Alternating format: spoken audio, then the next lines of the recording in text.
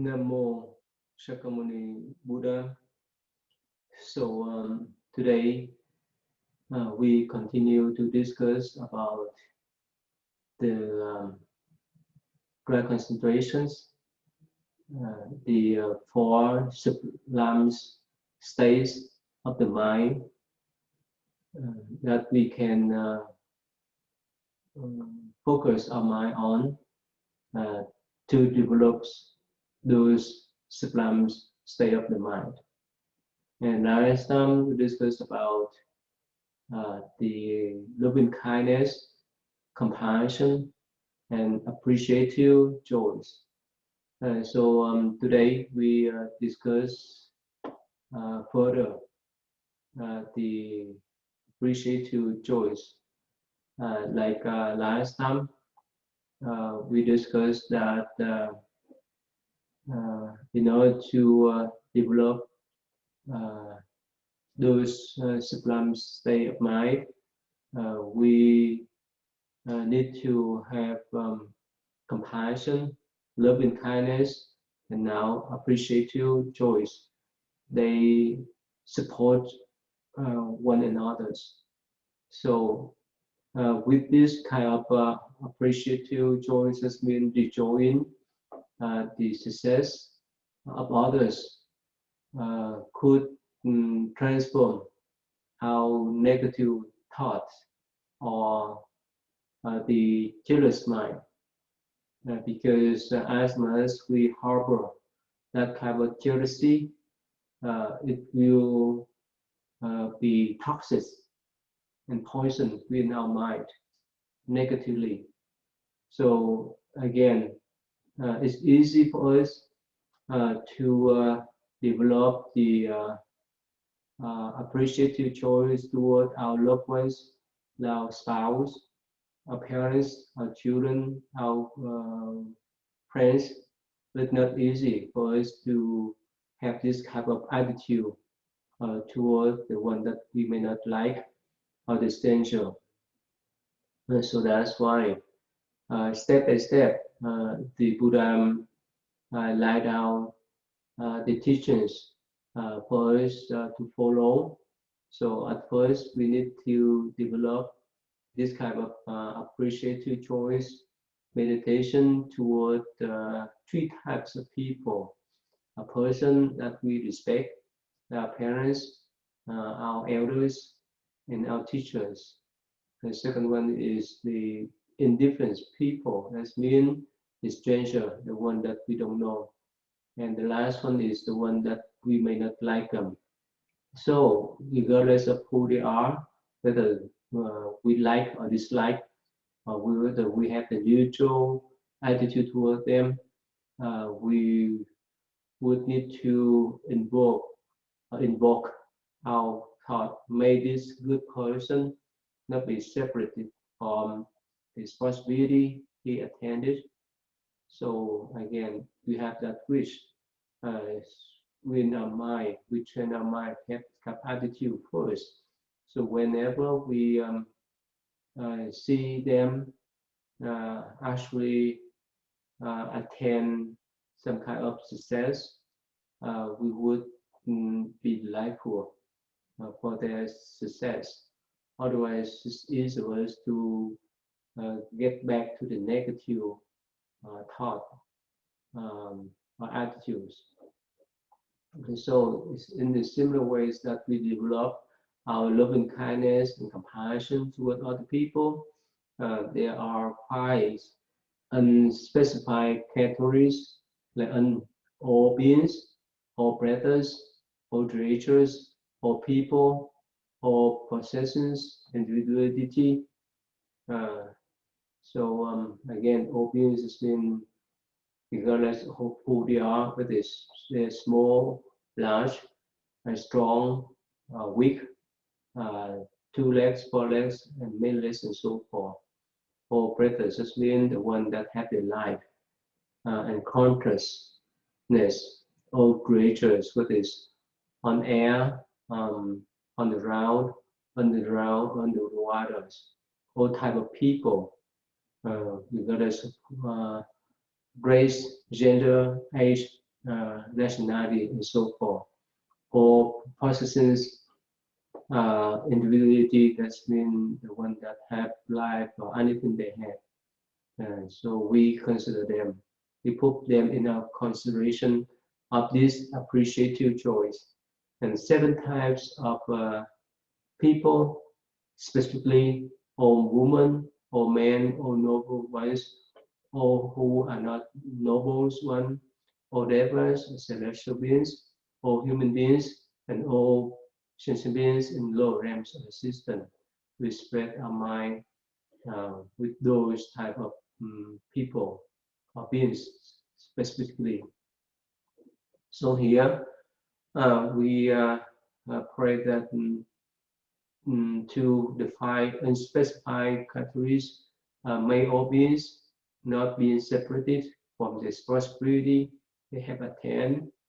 Um, that's our wish, Lord.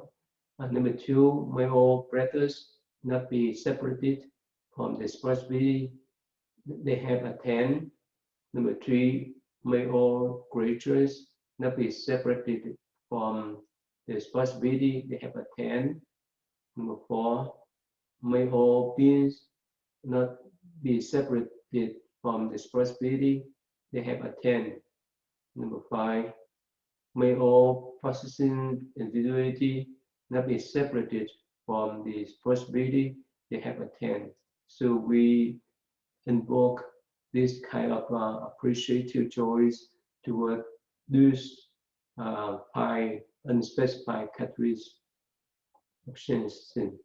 And again, the next one is 7 specified categories. And we say again, may all women not be separated from the responsibility they have attained.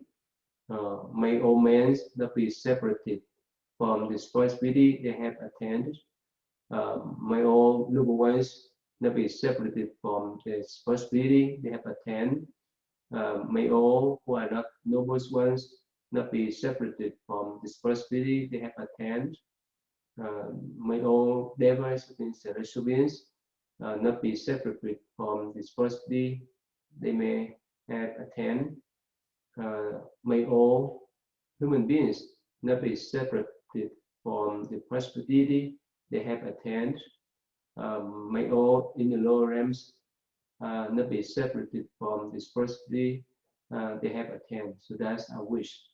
We wish that everyone be successful, regardless of who they are, regardless of whichever creatures they are. Oh, again, that's we develop that type of appreciation joy. And here, when we talk about the direction, we express that kind of appreciative choice in every 10 directions: north, south, east, west, southwest, southeast, northwest, northeast, and up and down. In every position, in every direction, we spread that appreciative choice toward all sentient beings over there.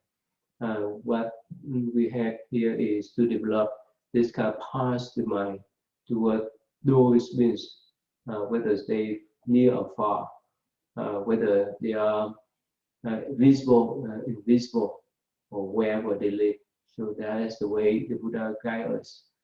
And again, this one, I take the joy in your good fortune.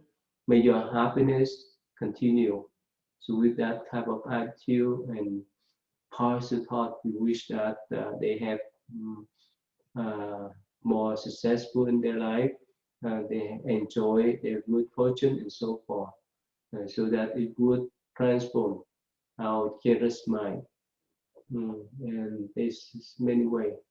So in one particular Mahayana Buddhist Sutra, what we call the Flower Aroma Sutra, the last chapter, chapter 40, is talk about the universal worthy Bodhisattva chapter, the 10 vows of this Bodhisattva.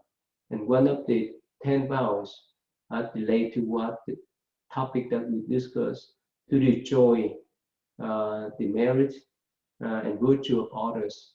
So I quote from that passage to illustrate why this kind of enjoying the merit, virtue, and success of other people is so important in Buddhist teaching. So let me read sentence by sentence. Again, O noble mind one, what is meant by approving and enjoying at the merits and virtue of others? In the Buddha lands, the Buddhas equal in numbers to the smallest, thus most of all the worlds throughout all Dhamma cycles and the cosmic void of 10 quarters in the durations of the 3 yugas have devoted their lives to the sole purpose of acquiring all wisdom, diligently accumulating merit since they began to direct their minds toward Buddhi mind or Buddhi path throughout the duration of unutterable and innumerable kalpas, and in Buddha domains equal in numbers to the smallest, thus most of all wood. During each karma, the kalpas have been sacrificed their heads, eyes, hands, and feet in unattainable and incalculable numbers as small as thus most of Buddha's friends, having thus overcome all difficulties and accomplished all the others tasks, perfect the various stages of paramita, passing through the experience of the Bodhisattva wisdom and accomplished the highest Buddhi of Buddhas to enter into Paranibbana, whereupon they dispute the sariras, or good goods of merit I emulate and enjoy in. So in this passage, it's taught that this Bodhisattva, the universal worthy Bodhisattva, address and talk to a lay person that you need to understand the meanings of approving of and enjoying at the merit and virtue of others. So this Bodhisattva start to explain that for all of the merits that the Buddha have obtained and accumulated throughout limitless past life,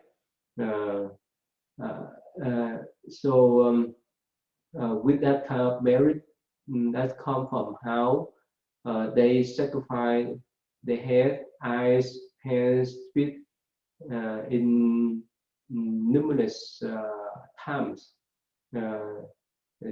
to overcome all difficulties and accomplish the Buddhahood. So I will enjoy of those merit, virtue, wisdom, and blessing of those Buddhas. So he starts with the description about how we rejoice all the merit, virtue, blessing, and wisdom of those Buddha. So you know that in Buddhist view, before one's becoming a Buddha, they need to sacrifice their life for others. They need to work on the path of Bodhisattva path. That means they would need to step out to help others. So in the course of working on that Bodhisattva path, all Buddhas in the past, they sacrifice their head, their eyes, their hands, feet, and so forth. So they offer anything that sentient beings want them to give, especially in the case of the past life of second Buddhas. So there is a story that in the past he was a virtuous king, and the neighbor king tried to invade his kingdom, but he couldn't. So this neighbor king uh, sent his officer. That officer made the scam that asked for the virtue king's head, because that virtue king made the vows that whenever people ask me anything, I would give out. I would not keep anything for myself, whether it's my body, my kingdom, whichever things I have, I will give out. So this officer, the officer came from the neighbor kingdoms, went to the court and asked for the head from the virtuous king. So this virtuous king said, well, because of my promise and commitment, I will do that. But give me 7 days so that I can make all kind of arrangement before you chop off my head, take my head down. So of course, everyone in the kingdom reject the idea of the king to give his head to the neighbor's officer. But still, because of his vows and commitment, yet on the 7th day, he asked someone to chop off his head to give to the officer. Of course, when that officer uh, carry the head of this virtual kings back to his kingdom, so the neighbor kings, when he just saw the head of that virtuous king, he has a heart attack and died instantly. And later on, 7 days, that officer passed away too. So the Buddha retell the story um, and mentioned that in that him in the past, he was that virtuous king that sacrificed his head for someone that asked for. And these many similar stories that the Buddha told to indicate that in every lifetime he sacrificed his life for others, whether when he was king, prince, or common people, or even sometimes he appeared as animals like the monkeys, the bear, and so on. In every lifetime, he sacrificed his life in one way or others, depending upon the situation. So that's what happened to second Buddhas in this past life. So every Buddhas uh, sacrifice their lives and possession and everything for others. That's why they could attain the Buddhahood, that's mean to become Buddha quicker than us. Whenever we sacrifice our life for others, whenever we step out to help others, that is the way we can accumulate our merit and virtue. If we just consume and take things in for ourselves, that's the way we cut off our blessing. So that is why it's so important for us to remember that kind of act, or that kind of virtue, the generosity. Um, and here in this passage, this Bodhisattva explained to the layman that yes, whichever merit and virtue that all Buddhas have in the past, whether they sacrifice their head, their eyes, their hand, feet, and so forth, I will rejoice of their merit and virtue, whether they sacrifice their body, their palace, country, and so forth to other people, whether they practice generosity or meditation, and whether they attain the Buddhahood, Nirvana, I still rejoice those acts. So even after some Buddhas passed away, especially Shakyamuni Buddhas, his body was cremated, and the remains are the relics. And for the Buddhists, Buddha relic is so important for them to worship, because it represents his physical body that still remain in this world. But for the monastic communities, the monks and nuns, we value the Buddha teachings more important than the rest, because without Buddha teaching, we would not have any kind of guidelines to guide us how to practice meditations, to transform our mind, so forth. So anyway, so in this passage, this Bodhisattva explained to that layman that whichever virtue and merit that all Buddhas have accumulated due to their sacrificing to other people of their body, of possession, and so forth, until up to the time that they attain enlightenment or enter nirvana, to spread their relic for people to worship. We will rejoice for the Buddha's merit and virtue that they have done in the past. So that's the first paragraphs that this Bodhisattva explained to us. And the next one, here, not only the Buddha, but this Bodhisattva go further. He said that moreover, whatever merit or virtue may be possessed by any beings, either of six divisions of existence, belong to the four kinds of births, apprehending into any species of lives in the world of 10 directions, to such merit may be as an infinitesimal more as against of those, or will have my sympathy and corresponding regard with all such a joy. So here, not only we need to enjoy the merit and virtue of all Buddhas in the past due to their practice of generosity to sacrifice their life for others, physically, mentally, and spiritually. We also enjoy the merit of all sentient beings, either in six divisions, that's mean in six realms of existence, like in the human realm, celestial realm, animal realms, holy world realms, semi demigod realms, and hell realms. Whichever merit and virtue they do, we will enjoy them all.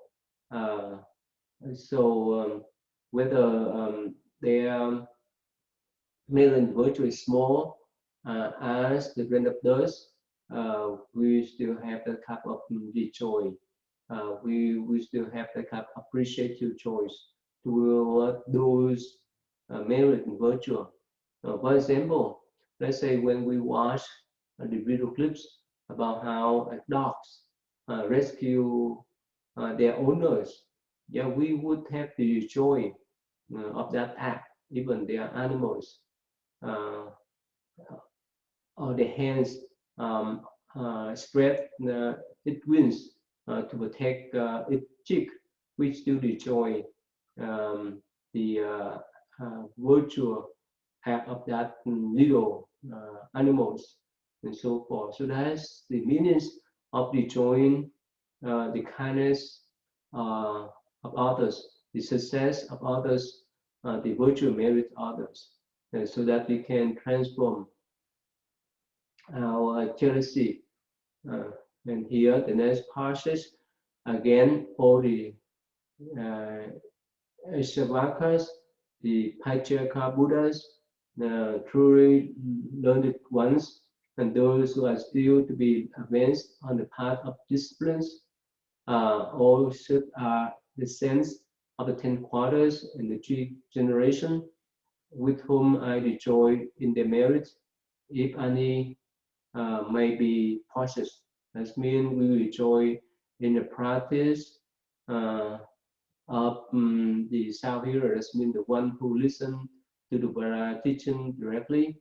The Patriarchal Buddha, that means the solitary Buddhas, that they obtain enlightenment by themselves, and after that they end the nirvana by themselves without teaching others. We still enjoy the merit and virtue of their practice wherever they live.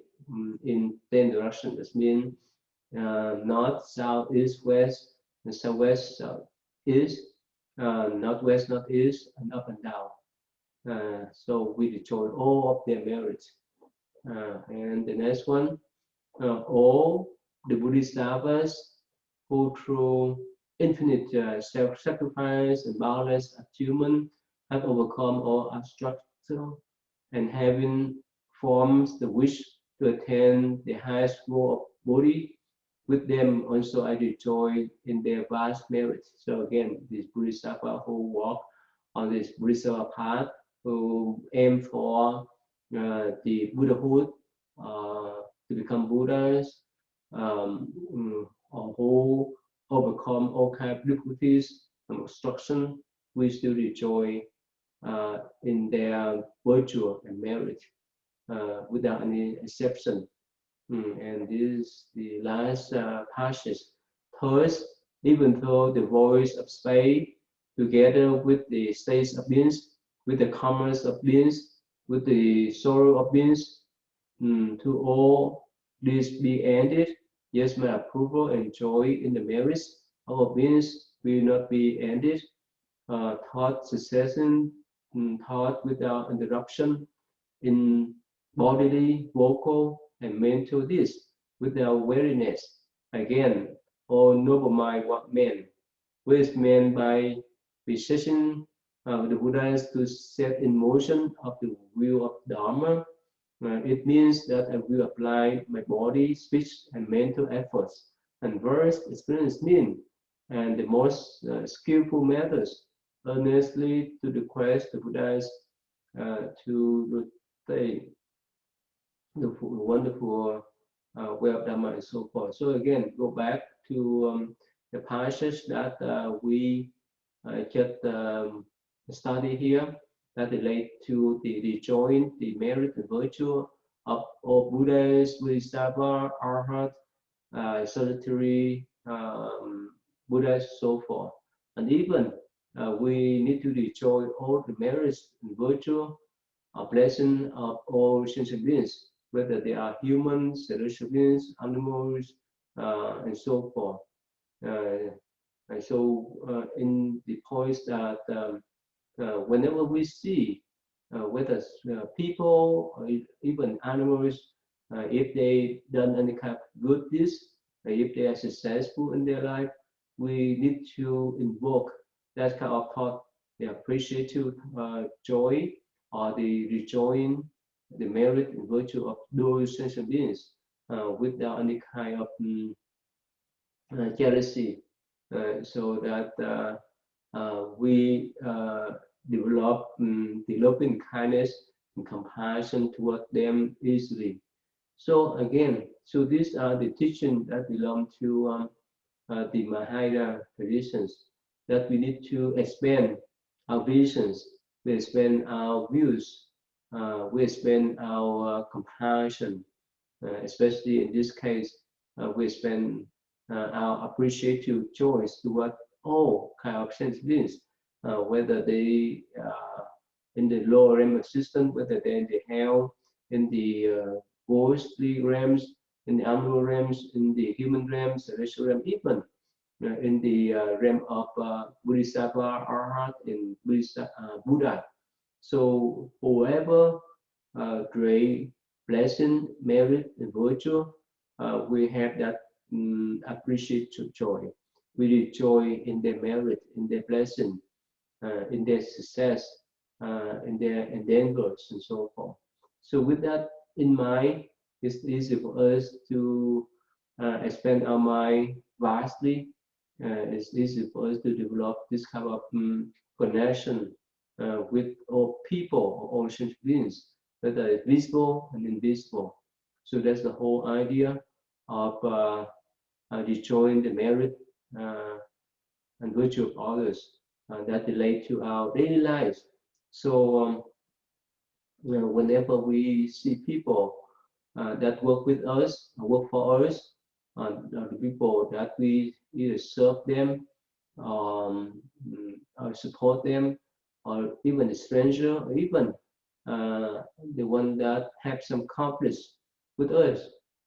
If we could develop this kind of mind and attitude, the appreciative choice toward all of them, it's easy for us to rebuild our relationship if we have some conflicts.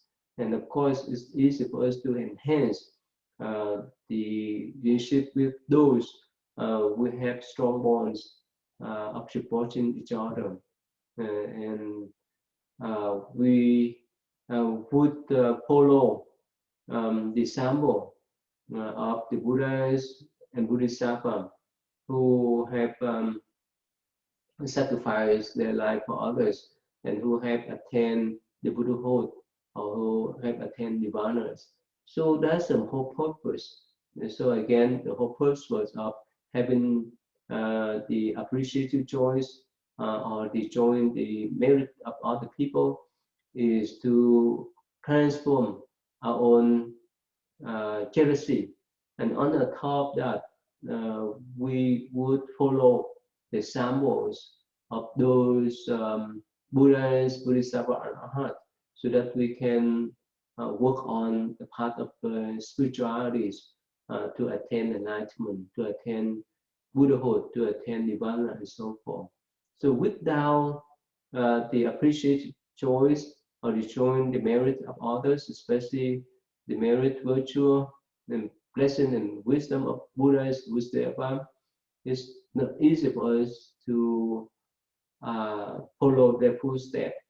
Like in daily life, if we don't like to go, for example, to New York, that people have been there, we would not uh, drive our car to that direction. But if we know, oh, people over there, they enjoy their life, they have good jobs, they're successful, yeah, eventually we may drive a car to that location. So that's why this serves two purposes. The first one is to transform our jealousy. The second one is to imitate, follow the example, the role models of the Buddhas, Bodhisattvas, and Arhat. And of course, on the top of that, when we rejoin the merit and blessing of all the sentient beings, we could build up our strong relationship with other people, sentient beings, in the positive way. So that is for the session we discussed about the rejoin the merit and blessing of others, or having the appreciative choice. So the next one, let us move on. What we call the upeksa, upekkha's. That means equanimities. Here in the Buddhist views, we say that may I embrace change with stillness and calm. May I deeply accept this moment as it is. May my home be a home of balance and spaciousness. Here, according to one monk, he explained the equanimity just means perfect, unshakable balance of mind, rooted in insight. The kind of equanimity requires had to be based on vigilant presence of the mind, not on the indifference. So when we have that kind of calmness and peacefulness, we have that kind of balance in our life. And based on that kind of balance, it's easy for us to treat everyone equally with the wisdom, with compassion. Let me share with you some video clips before we go further. Here, when we talk about the opposite sides of equanimity is bias or prejudice.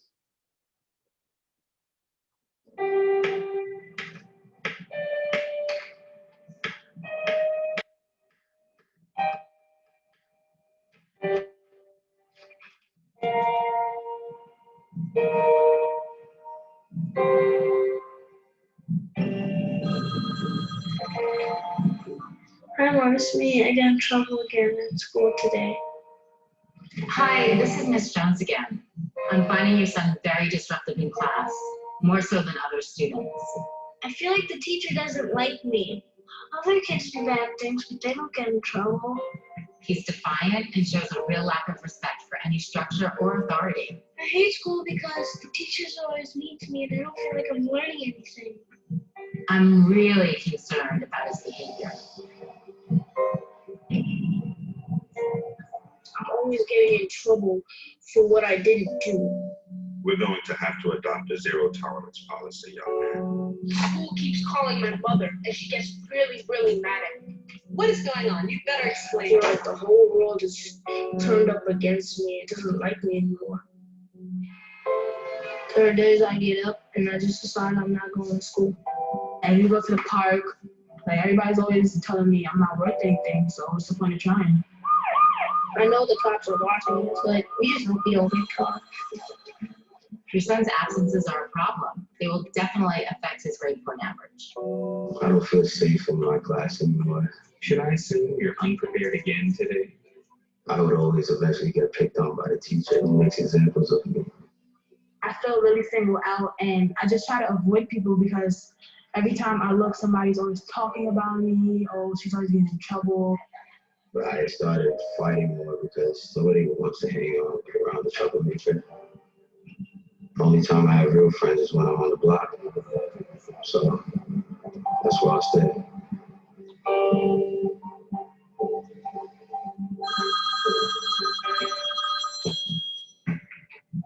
I'm sure you understand we take our discipline policies very seriously here at the school.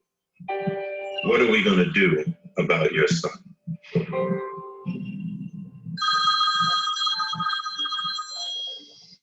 Okay, here you see that this is the what you call the contrast bias.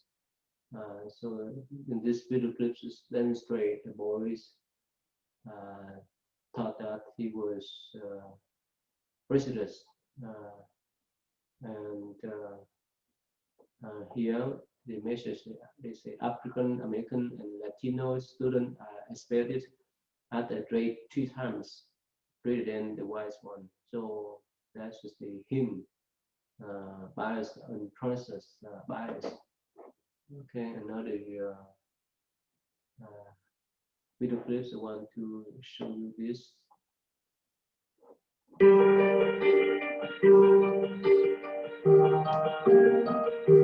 We've all been unfairly judged at some point in our life. And let's not pretend that we haven't done our fair share of uninformed judging too. Prejudice is prejudgment, or forming an opinion before becoming aware of the relevant facts. This unconscious bias is a typical human behaviour, and we all do it to some degree. Problems occur when we're in situations where this prejudging behaviour influences our decisions and leads us to discriminate. There are many instances where this can happen. However, we're going to look at the impact of prejudgment when making decisions based on employee conduct. Imagine you're about to have a discussion with an employee about the fact that they arrived late for work for the third time that week. Ideally, your conversation would reflect just that.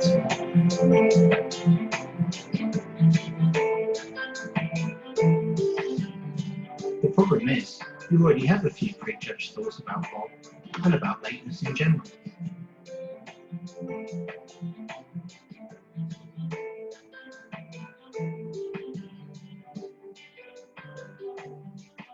These prejudged thoughts can influence the way you approach a situation if you allow them to continue unchecked.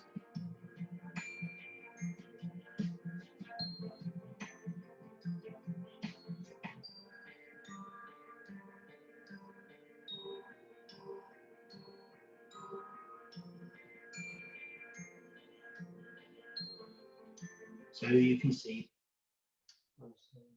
Anyway, so again, you see that for this video clips, we have all kind of judgment, all kind of opinions, all kind of pre-notion judgment toward other people based upon how they look, based upon their race, their gender, their nationalities, and so forth. So somehow we have that kind of habitual patterns that we build in since birth. So of course, we recognize that with that type of unconscious bias or prejudice, it's not easy for us to understand other people's position or situation. It's not easy for us to build relationship with them. For example, let's say if we have some kind of bias toward other people based on their skin color, and with that type of notion, we would hesitate to work together with them, to ride the same bus, the same car, and so whatsoever. So if we put down that type of prejudice, if we treat everyone as equal, regardless of their nationalities, their race, their genders, their age, it's much easier for us to form the friendship. And of course, it's easy for us to be successful. For example, let's say if we work for a company, and of course, if that company has all kind of workers from different backgrounds, from different race, gender, and age, but if we treat everyone equally with the same respect and generosity, it's much easier for us to reach out, and vice versa. It's easy for them to form relationship with us. But if we get stuck with our prejudice, with our bias, definitely we would select and choose certain groups of people for us to hang around or to work with, and we limit ourselves uh, to get help when we need help. We limit ourselves to have the circle of friends. So that's why it's so important for us to have the kind of attitude. And even let's say if we run a business or shop, that we have many different types of people for our employees, for our customers, or patients. And if we respect them in the same ways as others, if we treat them equally, definitely they will come back to us. They would like to interact with us. That's why our business will be more successful. But if we just select out groups of people based on their backgrounds, their nationality, and so forth, we limit ourselves in that respect. So it's so applicable if we have that type of attitude and views, and especially if we apply any job for federal governments. We need to abide to the laws that we're not supposed to have any kind of prejudice toward the people that work together with us. And even in the government sector, when we deal with other people, when we accept or interview new employees, we need to have that kind of impartial views toward the potential employees. If we accept them or reject them based upon the backgrounds, the nationalities, their race, and so forth, we'll be in trouble because it go against the law. So the law is set up for us to follow so that we can treat other people impartially and equally, so that we will the strong relationship with other people surrounding us in workplace, in school, in healthcare, and every professions, occupation, and so forth that we have. So that's why in Buddhist view, this kind of equanimity is so important for us to develop. So let me share with you the screen to investigate more. Okay, in Equanimity is the attitude of regarding all sentient beings as equals, irrespective of their present relationship to oneself. The wholesome attitude of equanimity counters clinging and aversion. Again, the Buddha guides us and advises us to develop this type of virtue, the sublime state of mind, equanimity. So, regardless of all sentient beings, regardless of who they are or where they live, we need to treat them equally. Whether they have strong relationship with us or not, whether they're friends or foe, we try our best in according to the Buddha teaching that we teach them, um, deal with them, treat them equally. So with this type of attitudes, the wholesome attitude of equanimity, it would help us to transform our attachment and aversion. That means the anger and attachment. Since time is up today, so let me stop here. And next time I will discuss further about this principle. Nam Mô Shakyamuni Buddha.